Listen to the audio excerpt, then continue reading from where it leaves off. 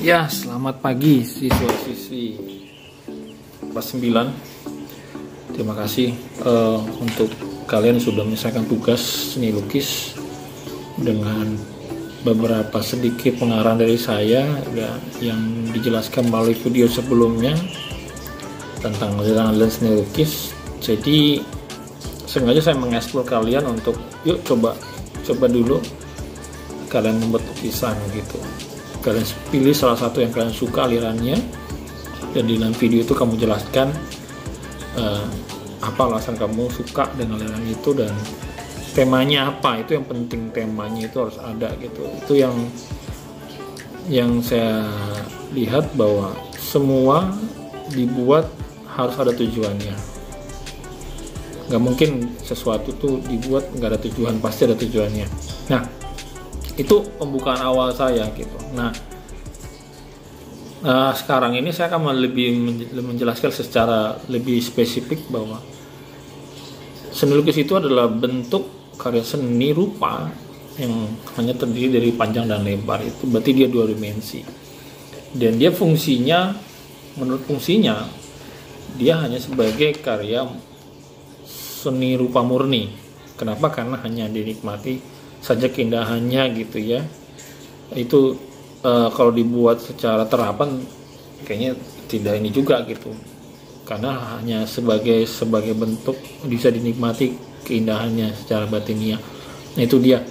Nah itu sedikit menjelaskan tentang karya seni rupa secara bentuk dan secara fungsi. Nah dalam melukis kamu harus tahu tujuannya. Apa tujuan kamu melukis itu? Dan ada beberapa hal yang perlu dijelaskan di sini. Tujuan pertama adalah tujuan religius. Ya, pasti ada maksud di zaman dulu nenek moyang membuat lukisan itu untuk apa? Tujuan religius berarti dia mendekatkan diri dengan Sang Pencipta, pelindungnya, dan yang pengampunan dosa dia lah gitu. Itu yang pertama. Yang kedua itu kritik sosial. Dengan beberapa objek dalam lukisan itu bisa berupa simbol-simbol atau perumpamaan yang dikaitkan dengan beberapa peristiwa. Kritik ini ditujukan untuk menyinggung bisa pemerintah, lembaga sosial, ataupun kepada pemegang kuasa setempat. Itu yang kedua. Yang ketiga, tujuan ekspresi. Artinya meluapkan emosi kita dengan goresan, coretan, warna yang ada di dalam ide kita, gagasan kita, hati kita gitu. Dan dia hanya diutamakan untuk keindahan semata. Yang keempat, tujuan komersil. Ya ada ya beberapa lukisan yang dijual dengan harga yang sangat mahal bahkan, karena dia dengan tujuan aspek komersil itu sehingga lebih mengikuti selera pasar ya kebanyakan. Nah, itu untuk tujuan. Selanjutnya tadi sudah bahas pengertian, tujuan.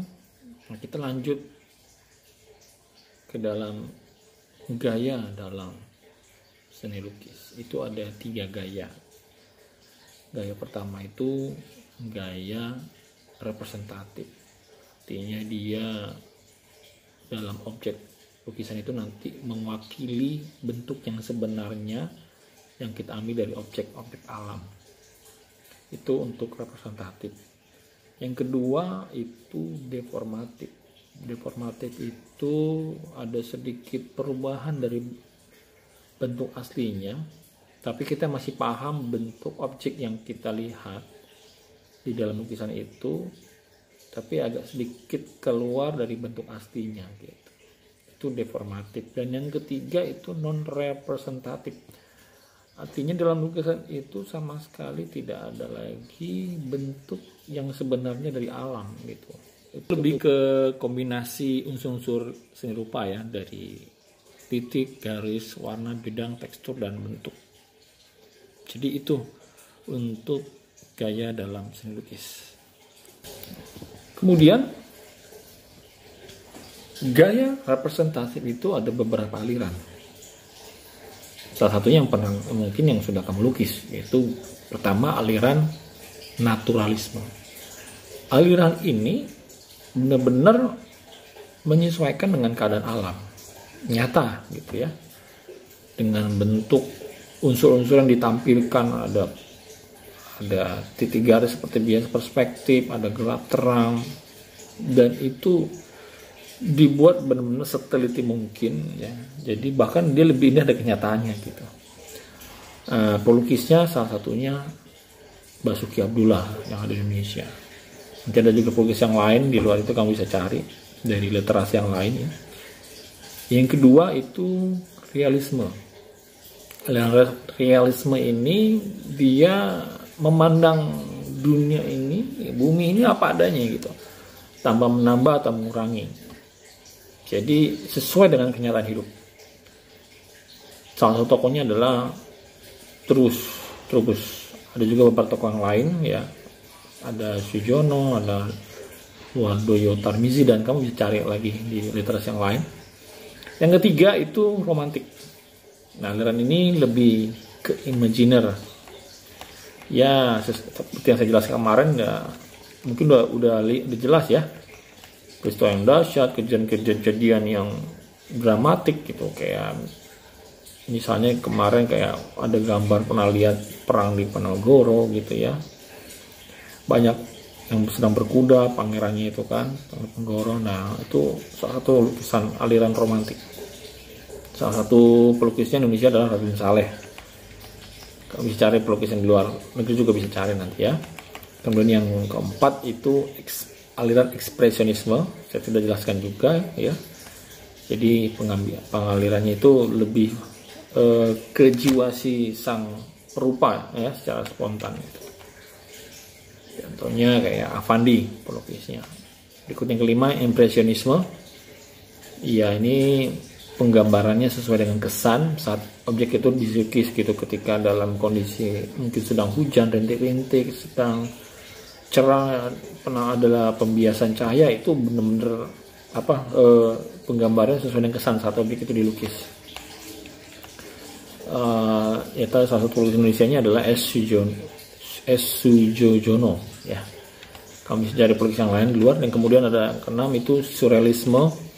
Itu yang menggambarkan bentuk dan warna di dalam mimpi, tapi bukan representatif ya. Ini masih kategori representatif karena kita masih bisa lihat jelas dengan sesuai keadaan di alam, yang kita masih tahu ini bentuk apa gitu ya.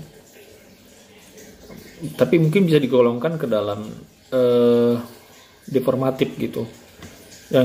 Jadi ini lebih penghayalan seorang pelukis gitu dalam bentuk-bentuk karyanya. Salah satu tokohnya adalah Indonesia itu kayak Agus Kamal, ada di luar negeri juga ada kayak Salvador Dali. Nah, itu untuk yang representatif. Yang gaya ketiga itu gaya non representatif. Nah, tadi saya jelaskan bahwa ini adalah gayanya itu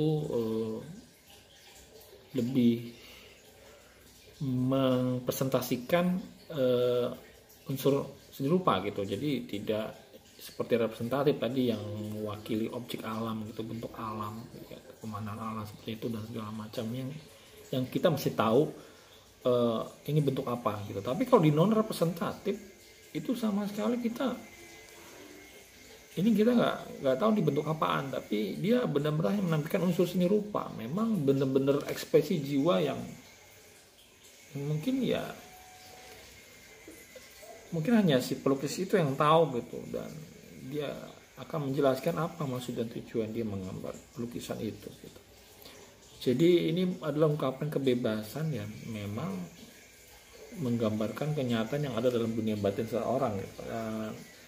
Karena ini muncul biasanya akan berbeda dengan dunia luar yang nyata yang tadi seperti jelasin. Jadi sifatnya lebih individualistis dan hasilnya tidak menyerupai bentuk apapun. Ya, senimannya itu ada Vasily Kandinsky, Yuan Miro, De Kooning, Amri Yahya, Fajar Siddiq, Bos Mokhtar, Sadali. Kamu bisa cari literasi yang lain ya, siapa pelukisnya. Yaitu untuk gaya non representatif.